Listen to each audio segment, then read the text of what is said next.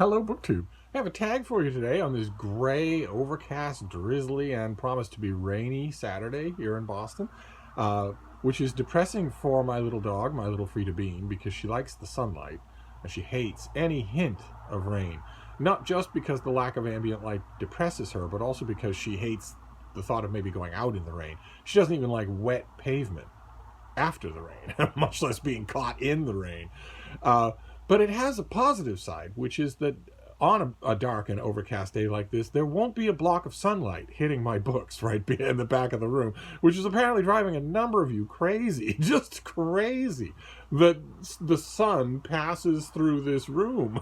And I would understand that level of agitation on, for instance, the part of somebody like Mark Richardson, who's a librarian, and for most normal librarians, and sunlight striking books is the worst possible thing in the world. You should hear him. Put a glass of wine inside him and get him going on modern libraries that are all glass, so the sun is hitting the books all the time. I can understand it in his case, but a lot of you seem very protective of my books who aren't librarians. And I don't know how to put this in a way that won't scandalize you, but I'm not all that protective of my books, obviously, or I wouldn't put them in the path of direct sunlight every day. But there is no direct sunlight today, so we don't have that as a distraction from the prize. Eyes on the prize. And this tag came to my attention in a live stream. I was participating in a live stream, one of Noah's great live streams. Everyone who reads it must converse. Every once in a while, he'll do a live stream. I don't get to participate in a lot of them because a lot of them, I think he varies the times up so that a lot of people in different time zones can get involved. Which is mysterious to me because, of course, his only consideration should be whether or not I'm involved. But apparently he's got other ideas. But I caught a bit of this latest one, and there were a whole bunch of... The comments field was a basket of deplorables. It was bad enough that the Bookish Bryants were there, but then when Brian at Bookish showed up... But in the course of that live stream, I was made aware of the fact that Noah made an original tag. The Nostalgia book tag. And I was astounded. I subscribed to Noah's channel, of course. I was astounded that I didn't know that. And I went looking for it and realized right away why I didn't notice it the first time. Because his thumbnail didn't have his face in it. That is such a struggle with me. I don't know if you're the same way. But I'm here on at least this little corner of BookTube. I'm here for the community, for the people. And seeing a new video from someone is like having a new chat with one of those people. And if your face isn't in your thumbnail, well, then it's going to blur with all of the hot young tobacco addict weightlifters and all of the hydroponic gardeners and all of the wooden boat tours. It's going to blur with all of those. And his thumbnail for the Nostalgia book tag was just a book. It's just a copyright-free picture of a book. And I guess that must be why I blew right past it. But I'm back to it now. And it's all about nostalgia. Noah refers to himself as a nostalgic person. I've never quite been 100% sure of the full ramifications of that term. I think on one level I am not a nostalgic person. Because I think on one level nostalgia is fueled by a desire not just to be affectionate, to affectionately remember the past, but also to prefer it to the present. And maybe a wish to, in some fantasy world, go back and live in it.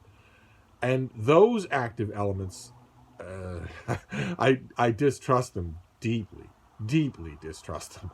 They might make sense on one level, like, for instance, in the year 2020, who wouldn't want to live in the past as opposed to living in the present for any number of reasons. But in terms of remembering things and embroidering them with stories, Noah says in his video that the books are the stories that we tell. And Brian at Bookish just did a rabble-rousing Saturday hodgepodge video in which one of the less incendiary subjects that he talked about in that video, one of the few subjects in that video that I think wasn't designed specifically to get my goat, was about how our book collections are kind of museums dedicated to us. And in that commemorative sense of nostalgia, well, I'm on board completely, and I love these questions. So I'm going to embark on the first one, but I want to remind you all of something first. Something that is sometimes forgotten on this channel, has been forgotten in the last 4 years, which is that I am well known to be a smoldering, vulnerable, tussle-haired 28-year-old. Okay? Which means I was born in 1992. And if I was born in 1992, that means I came of age and started reading around the year 2004. Okay? And that you're going to wonder why some books come up on this in this tag from 2004. That's the reason. Okay? Good. So anyway, prompt number 1, the oldest book from your life that you still own. Of course, this book is going to be from a great or even great grandfather. But it's the volume library from 1911. One volume reference book, full color pictures, charts and tables, biographical entries on all the U.S. presidents. There you have black and white pictures of lots of monuments. There's also there are the mammals. I spent so long studying that one page. But also there are lots of, here we go, math. There's algebra, trigonometry, that sort of thing. The compilers wanted this to be a handy one-volume book. The volume library brings together ready knowledge on a wide variety of subjects about which students constantly inquire. It is a ready reference for the busy man where he may quickly and easily inform himself about matters of education, history, literature, science, biography, geography, trade, industry, art, and an indefinite number of other equally important subjects. It is at the same time a text where may be studied arithmetic, algebra, geometry, grammar, mythology, hygiene, among a long list of other studies. The volume library is in the best sense a library in one volume, its subject matter being so arranged that the reader and student may find the desired information with a minimum of effort. I absolutely love the modern library. I don't so much use it anymore, but boy, oh boy, do I remember the mind frame that gave birth to it. Notice that in that one paragraph, the word ready is used twice, because that was the key. When you were a jobbing writer of any kind in the publicity department of a gigantic department store, in the legal history department of a giant law firm, if you were, for instance, a freelance book reviewer or anything like that, you had to have a ready library of stuff, and it couldn't be intricate.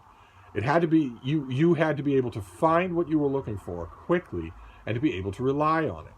I had, as anybody did in the pre-internet era. Now we all have that at our fingertips all the time. Now the question is not so much ready access to the material as it is vetting the material for reliability, which is a test that many people on the internet fail rather badly, rather regularly. but once upon a time, before the internet, I had a desk with a manual typewriter and a stack of paper, and I had a small library. Right there on the desk in front of the typewriter was 5 or 6 books that I used all the time. It wasn't directly in front of the typewriter, actually. It was a little to the left so that you didn't have to reach over anything, so you could grab it right away. That's where my little dictionary was. Not the big one that I used, but the little one for the ordinary spelling problems that I might have. Not for a definition, but for, how do you spell beleaguered, that sort of thing, and a bunch of other things in that little set. But then there was always, I arranged my library so that there was a shelf right next to me on the left hand side that was ready one volume pieces of literature where I could chase down a subject. So not so much the spelling of the word beleaguered, but the details of the Treaty of Westphalia, where because something crops up like that. What do we know about the cognition of dolphins or other cetaceans? That sort of thing, where you're in the middle of a piece, this crops up and you didn't anticipate it, and you don't want to have to get up and walk around your library. You especially don't, God forbid, want to get up, put on your hat, and go to the library. The actual library. You especially don't want to do that. Not for $75 that's due at 9 in the morning tomorrow. Not for that. So what you want is the ability to answer those questions right away. And I imagine that the volume library, it's geared for children. There's even a section of nursery rhymes. But I would imagine that it was invaluable for 2 whole generations of writers that were much older than children.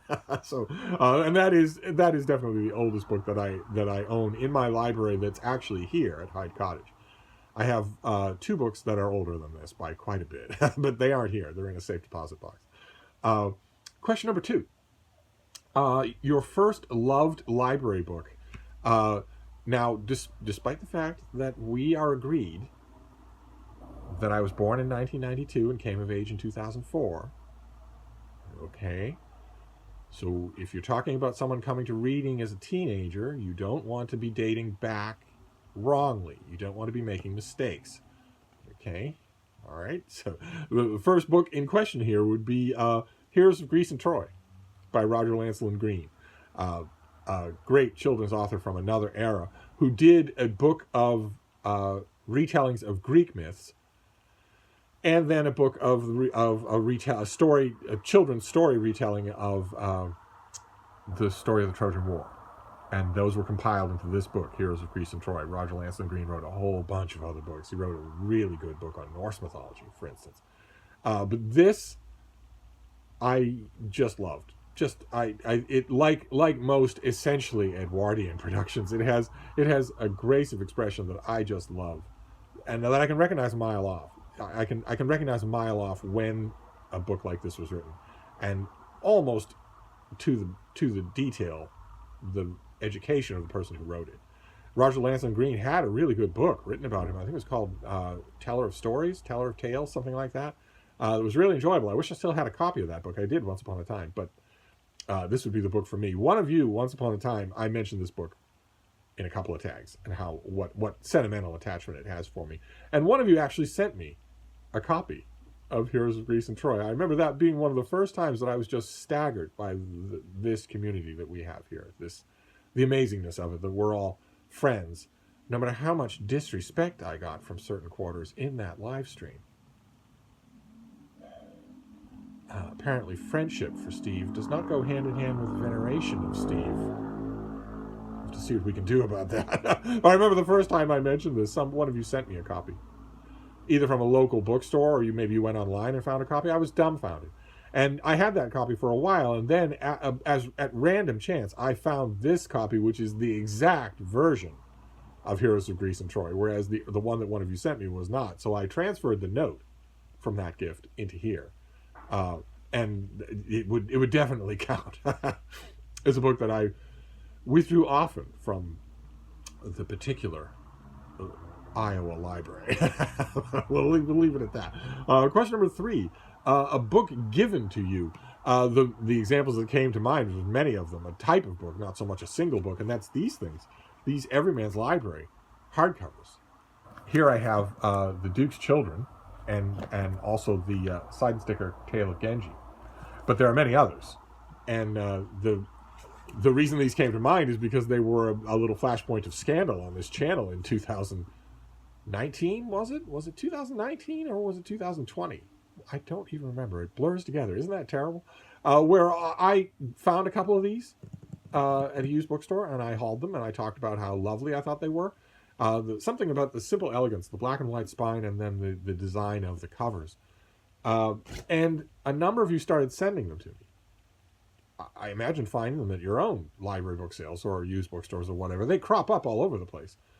And that trend, back when it happened, sort of fed on itself to the point where I had to lay down the law and say, well, let's make sure that we stop sending Steve books.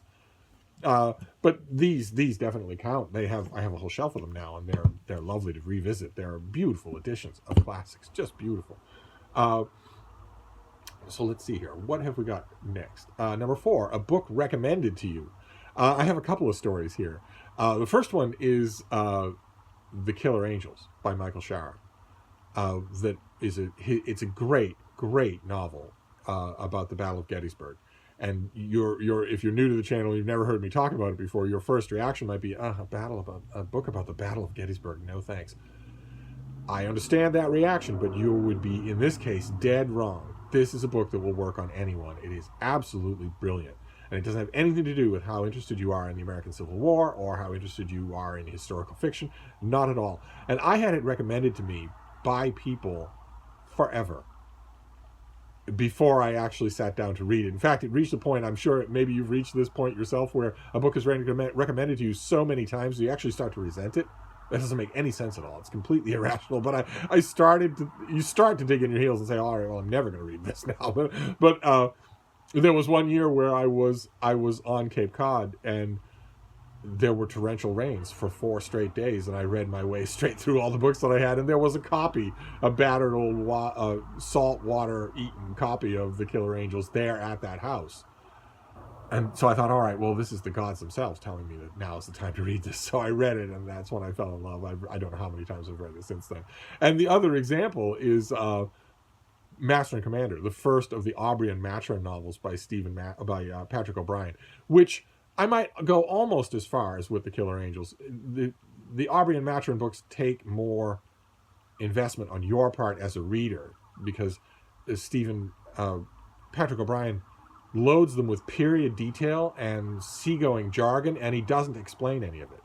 And his characters don't explain any of it. So you're sort of thrown into the deep end of the pool in the first of those books. You have to get used to them, in other words. And I had at the time, the first 2 books were available in America, and I had so many people recommend them to me. So many people. And you'd think that I'd have learned my lesson from how many times that had happened and how many times I'd been glad when I finally got around to it. But instead, no, I was digging in my heels again. And then there was a time where I and a group of muscular teenagers were out on motor scooters out in the back roads of Iowa. And we were having a blast, a beautiful day. And we were going faster than we should have gone. And of course, no one was wearing pads or helmets because there was no law to make you do that then.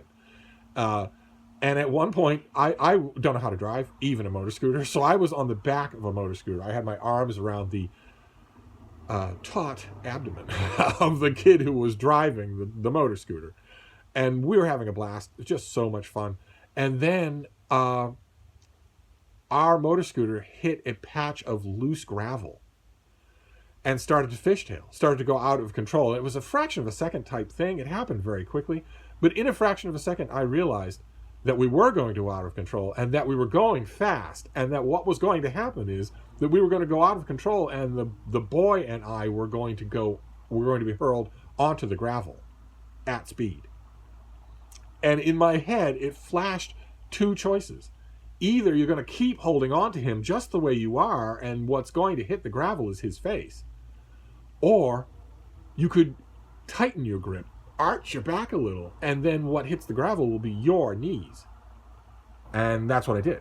I yanked him up into the air like I was deadlifting him and skidded for like 20 feet on the gravel on my knees. And they gouged big pouches into my knees, and it was weird and grotesque. My knees were copiously bleeding. The scooter that was way in front of us turned around and came back when they noticed that we weren't following. Everybody gathered around.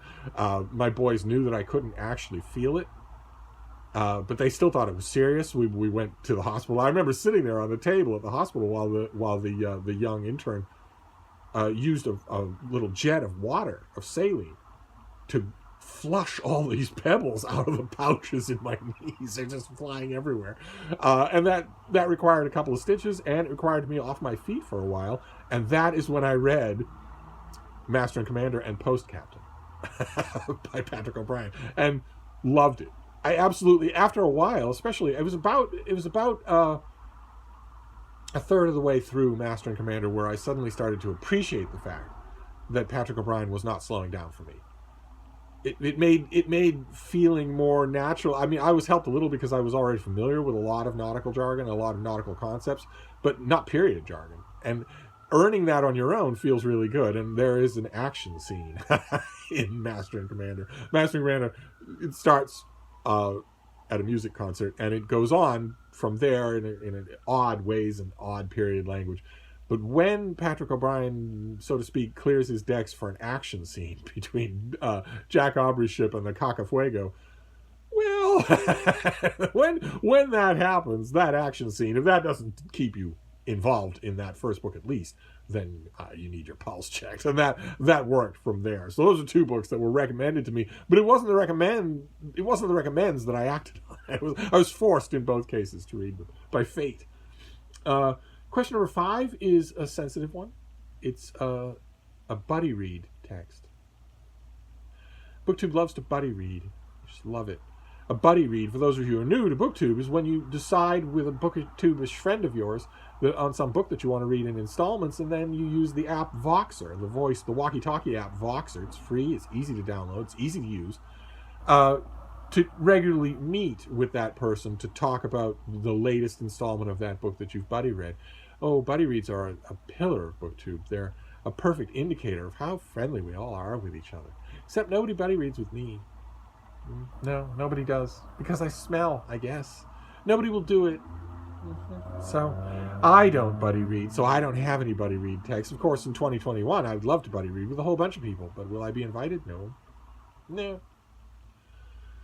So let's just move on before my hurt feelings take over. Question number 6. Books introduced to you in school. Once again, I do not want you to backdate from the 1960s for a teenager, because that would give me a birth date that's far too young. The birth date we're talking about here is 1992, right? Let's remember that. 1992, coming of age in 2004. So I am going to ye olden times for a lot of these books. That's okay. I can go to ye olden times. The book that I want to mention is one that I've praised on this channel many times before. It's this, A History of the Modern World by Palmer and Colton. This is terrific. Absolutely terrific. This is amazing to me that it is a history book, or was anyway, used in schools, because it is thrillingly written in a way that history books that are now put together by lawyers and committee never are. They're deadly dull now. But these, Palmer and Colton is incredible. If you see it used, you won't see it with Superman on it, but if you see it used, it will almost certainly look like the most boring, stuffy, old, featureless, outdated textbook imaginable. Don't be fooled by that. If you're a history fan and you see any version, this has had 1 million versions, 1 million of them. If you see any version of Palmer and Colton at a used bookstore, grab it, because you're going to love it. No matter what period they cover, you're going to love the way they write about it. I want to read you just a bit, so you get a sense of the taut way that they write. They're clearly writing for you to enjoy reading this, in addition to learning about it. And this is about the Munich crisis, where Neville Chamberlain came back and waved a piece of paper in the air and said that he had come back with peace in our time by negotiating with Hitler, by successfully negotiating with Hitler. The Munich crisis, with its death sentence to Czechoslovakia, revealed the helpless weakness into which the Western democracies had fallen by 1938. There was, in fact, little that the French and British could do at Munich to save Czechoslovakia. Their countries lagged behind Germany in military preparedness. They were impressed by the might of the German army and air force. Bolder men than Daladier and Chamberlain, knowing the state of their own armed forces, would have declined to risk a quarrel. They loved peace and would buy it at a high price, not daring to believe that they were dealing with a blackmailer whose price would always be raised. They suffered, too, from another moral uncertainty. By the very principle of national self-determination, accepted by the victors after the First World War, Germany had a right to all that it had hitherto demanded. Hitler, in sending German troops into the German Rhineland, in annexing Austria, stirring up Danzig, incorporating the Bohemian Germans, had only asserted the right of the German people to have a sovereign German state. Moreover, if Hitler could be diverted eastward, enmeshed in a war with Russia, then communism and fascism might destroy each other, so one might hope. Possibly it was one of Hitler's motives in the Munich crisis to isolate Russia from the West and the West from Russia. If so, he succeeded well enough. In the weeks following Munich, the International Commission set up to arrange the new boundaries worked further injustices on Czechoslovakia, dispensing even with the plebiscites which had been agreed to for disputed areas. Meanwhile, the Poles and Hungarians brought forth their demands on the hapless Czechs. The Poles seized the Teschen district, and Hungary, under a German and Italian award, took 7,500 square miles of Slovakia. France and Britain were not consulted and did not seriously protest. Then the hammer falls. The final disillusionment came in March 1939. Hitler marched into Bohemia-Moravia, the really Czech part of Czechoslovakia, which he had transformed into a German protectorate. Exploiting Slovak nationalism, he declared Slovakia, quote, independent. Czechoslovakia, merely trimmed down at Munich, now disappeared from the map. Having promised to take only a bite, Hitler swallowed the whole. He then seized Memel from Lithuania and raised demands for Danzig and the Polish corridor. A horrible realization now spread in France and Britain. It was clear that Hitler's most solemn guarantees were worthless, that his designs were not limited to Germans, but reached out to all Eastern Europe and beyond, that he was essentially insatiable, that he could never be appeased. And it goes on from there. Oh my, the writing about the conclusion of World War II is just stunning. The prompt was books introduced at school. Of course, I could not have been introduced to Palmer and Colton at school, since Palmer and Colton came out in the 1960s, and that would put my birth date at, we don't want to think about it, but I must have encountered this at school in the early 2000s. Maybe a used copy, maybe this very used copy. That's probably it. Let's move straight on. Shall we? Let's see here. Question number 7. Genre fiction that inspires nostalgia, going back to the year 2004. That would be My Life by former President Bill Clinton, who was forked over a huge amount of money for a memoir that he did not work on at all. He took the money, of course, but he didn't do a bit of work until his publisher started to make informal behind-the-scenes talk about maybe requiring it back. But a deal is a deal, after all. Then he got a co-writer, brought the co-writer to the house, and started fiddling and storytelling and stem winding, and eventually a book developed. A big presidential memoir called My Life, which is the Hope, Arkansas parts are affecting in a personal way. I would argue that those are the parts of a presidential or any other celebrity memoir that nobody actually wants to read. Nobody actually wants to read how brutal your father was to you. As touching as it might be on a human level, we want to know your version of the story that we know you in. Your version of the story that made you famous. And that part of My Life by Bill Clinton is astonishingly good. It's as good as any political novel. It's just amazing. And I could read it. I think it was very sort of canny on the publisher's part that at one point their paperback reprint of My Life was split in two, and you could get just the presidential part. I do still go back sometimes to the autobiographical parts at the beginning. I have a weakness for that in any famous person memoir. But the White House parts, an admittedly biased but still electric version of what it was like to be inside the Clinton administration. So that I'm nostalgic for that in the sense of really having a fond memory of reading it, because I was expecting the worst. Of course, I was expecting the worst. This was the president who said, depends on what the meaning of is.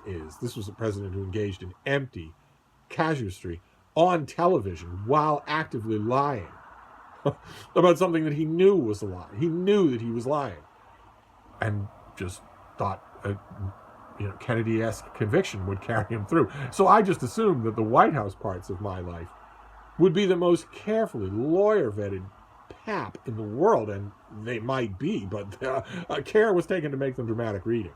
And then question number 8, a literary work that inspires nostalgia for me, again going back to the year 2004. This would be Alan Hollinghurst's book The Line of Beauty.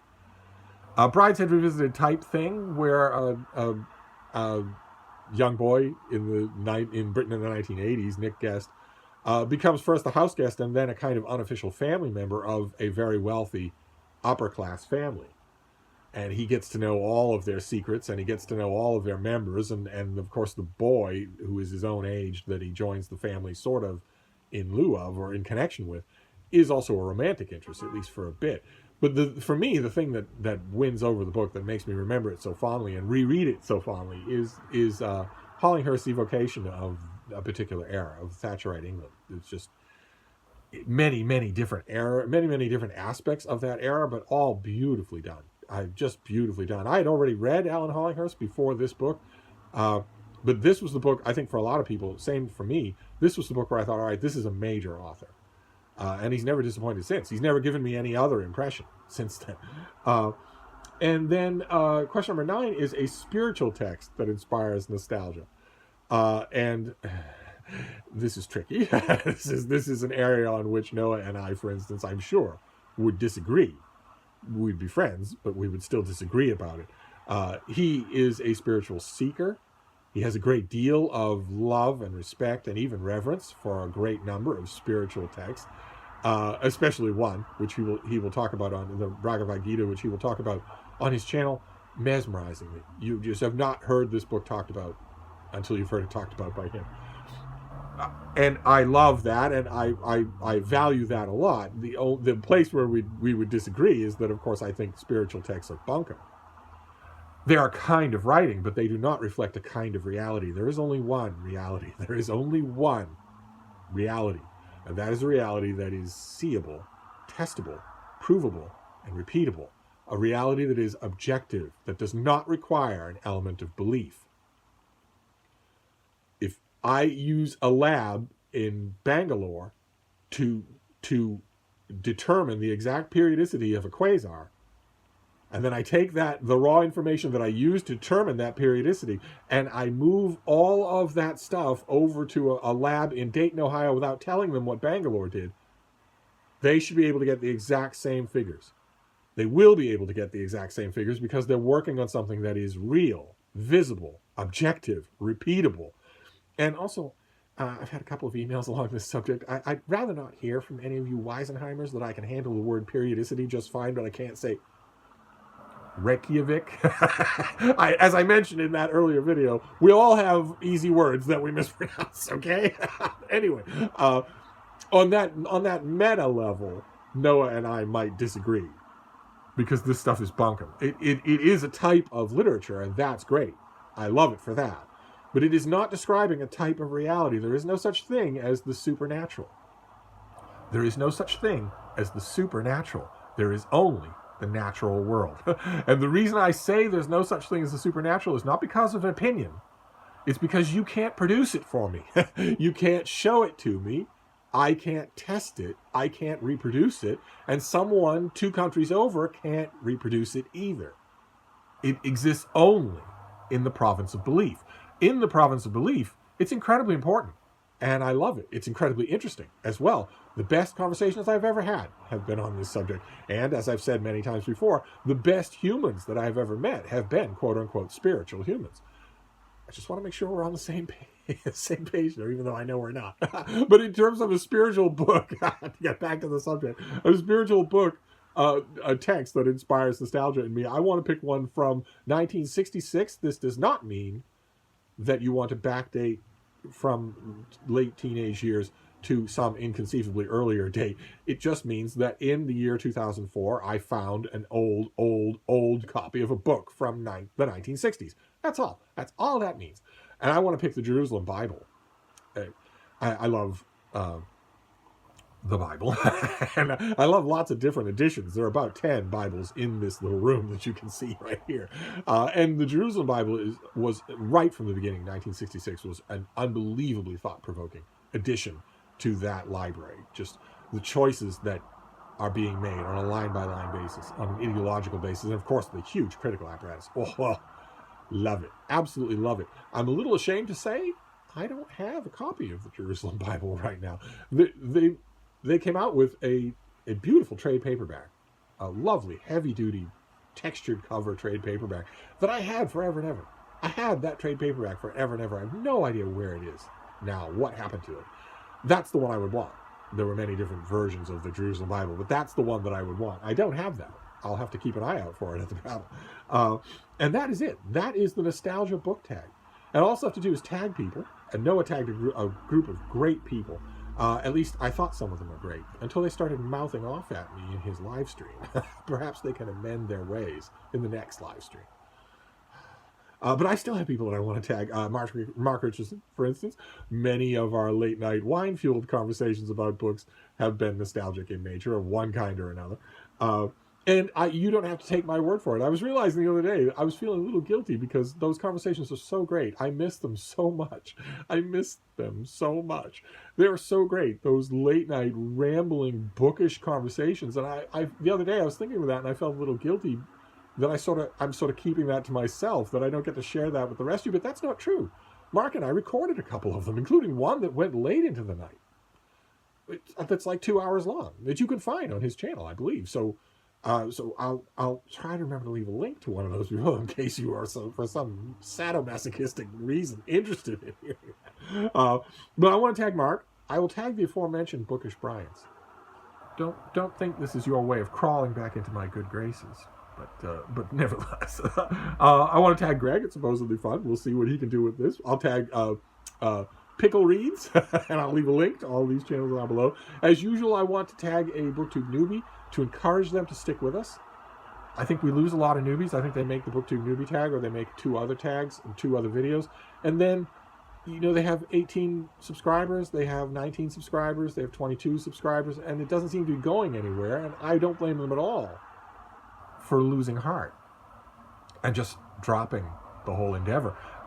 So I try to tag a newcomer in each tag to encourage them not to do that. The one I have in mind here today is fascinating. I'll leave a link to his channel. His name is Pablo Suarez, and he is a medical student in the UK. And at one point in his BookTube newbie tag, he says the line, "Reading and writing are my torrid affairs, but my heart belongs to medicine." Where are you ever going to hear a line like that on BookTube?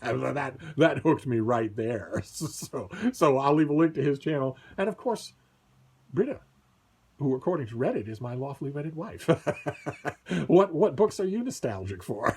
So there you go. That's the nostalgia book tag. Better late than never getting to it. So I'm going to wrap this up, but I'll be back. Thank you, BookTube.